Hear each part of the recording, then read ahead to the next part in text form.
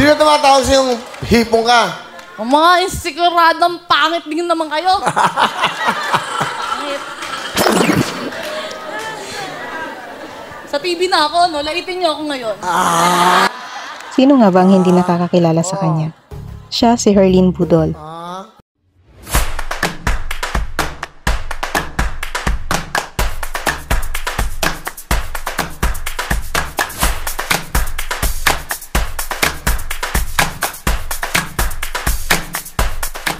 Siya si Herlene Budol, o mas kilala bilang Hipon Girl.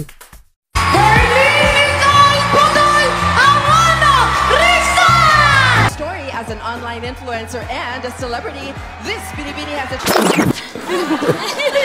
Mukha ka sa TV. Ganda mo dyan, ha? Dumating na. Para, yan, ha? Maganda ka ba? Hindi ako sure. Sabi nila, sexy ka lang. Shrimp ko nga tawag sa akin eh. Ano si... Shrimp. Hipon? Sino matawag sa hipon? Ang sexy-sexy mo. Kaya nga, Will. Shrimp. Di ba, kapag kakain ka ng hipon, tatanggalin mo yung ulo. Kakainin mo yung katawan. Shrimp. Malamang ay minsan mo na ding narinig ang kanyang pangalan o baka nga madalas pa dahil every time na lumalabas siya sa isang event, meron siyang iniiwang bakas. Tara at tuklasin natin ang mga interesanting impormasyon tungkol kay Herlene Budol.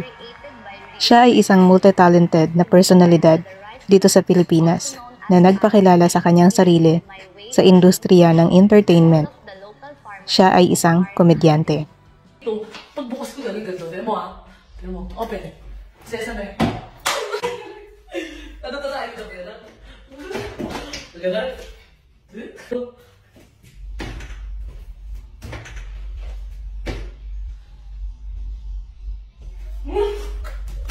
Sali ba si Herlene sa pageant ulit? Abangan po natin yan, pero as of now po, magpo-focus po muna akong mas patalinuhin palalo ang sarili, mas mag-focus para po wala pong iniisip na ibang mga problema. Dapat kapag sumali ka kasi dito, talagang buong puso po tsaka dedikasyon mo, talagang bibigay mo ng buong buo. Oo, so bakit papatalino? Bakit naging bobo ba noon si Herlene or naging slow? Hindi po, bobo po.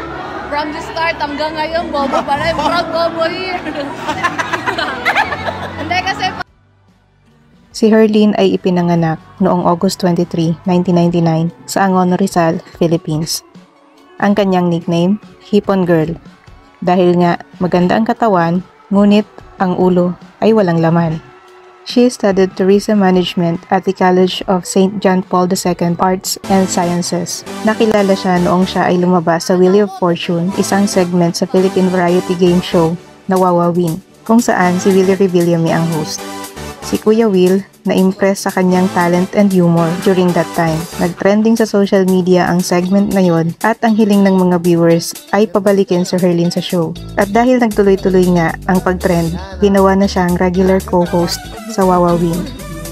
Pinasok din niya ang acting, made her television drama in GMA Networks magpakailanman in 2019, playing the role of Jenny, an OFW. Lumabas din siya sa mga TV series like One of the Bays at marami pang iba. Sinubukan din niya ang national at international beauty pageants. Sumali siya sa Binibining Pilipinas noong 2022 at nagwagi ng 7 special awards at nakarank pa as first runner-up. She was also chosen as the Philippines representative for Miss Planet International 2022 but later withdraw. Hindi siya lumaban. Noong 2023 naman, she won the title of Miss Philippines Tourism 2023 at Miss Grand Philippines 2023. In terms of social media, she has a large following on social media platforms like Instagram, TikTok, and YouTube. Her height, so matangkad pala ito si Herlene. Ang kanyang height ay 5 feet and 9 inches or 175 centimeter. In terms of bashers, syempre marami siyang bashers. Pero ako natatawa ako sa personality niya.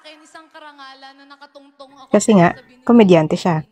Pero mas marami ang naiinis sa kanya. Ang kanyang masayahing personalidad, tamang pagpapatawa at kakaibang estilo ay pasok sa masa. Sa dami ng eksenang ginawa niya, palagi siyang trending sa social media. Ang journey ni Herlene Budol mula sa pagiging tinatawag na babaeng bobo or Herlene Hipon or Hipon Girl patungo sa isang matagumpay na entertainer ay talagang nakaka-inspire. Pinatunayan niya lamang na sa pamamagitan ng sipag, determinasyon at positibong pananaw, maaaring makamit ng isang tao ang kanilang mga pangarap. Ikaw ba, nang masasabi mo sa mga kaganapan sa buhay ni Herlene? At kung nagustuhan mo ang ating video ngayon, huwag kalimutang i-like at mag-subscribe para updated sa next upload natin. Anong transformasyon na importante ang nangyari sa iyo habang nandito ka sa Binibining Pilipinas? Maraming salamat po. Para sa akin, isang karangalan na nakatungtong ako dito sa Binibining Pilipinas bilang isang binibining hindi inaasahan. Para sa akin, ang sarap palang mangarap. Ang sarap mangarap. Walang imposible. Isa po akong komedyante na laki sa hirap. At ang aking transformasyon ay ang magbigay ng inspirasyon. Because I know...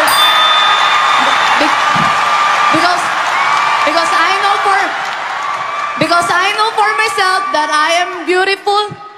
Because I know for myself that I am uniquely beautiful with a mission. Salamat po. And now our Binibining Pilipinas 2022 first runner-up. She is Angono Rizal, Binibini 8, Nicole Budon. Presenting the award is Michelle Gumabao, Binibining Pilipinas Glow 2018.